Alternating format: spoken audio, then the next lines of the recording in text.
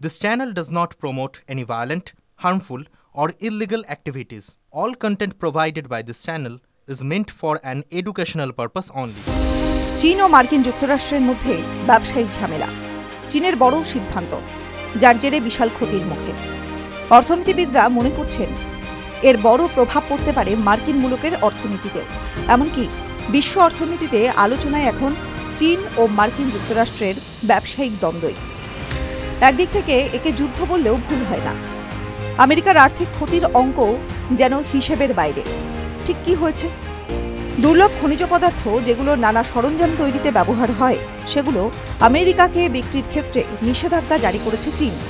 যে জিনিসগুলোর উপর নিষেধাজ্ঞা জারি করা হয়েছে সেগুলোর মধ্যে উল্লেখযোগ্য স্মার্টফোন, ইলেকট্রিক যান, রাডার সিস্টেম, সিটি স্ক্যানার তৈরির উপকরণও রয়েছে।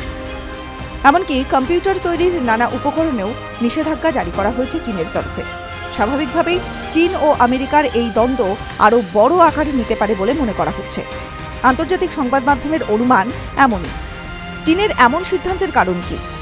আমেরিকার নতুন প্রেসিডেন্ট গত 20 নভেম্বর হুঁশিয়ারি দিয়েছিলেন, চীনে তৈরি দ্রব্যের উপর আমদানি শুল্ক 10% বাড়িয়ে দেওয়া হবে।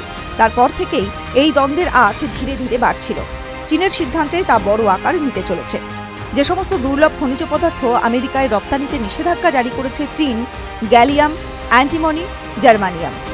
এখানেই শেষ নয়, চীনের তরফে আরও ঘোষণা করা হয়েছে আমেরিকার 13টি মিলিটারি সংস্থার উপরেও নিষেধাজ্ঞা জারি করা হয়েছে।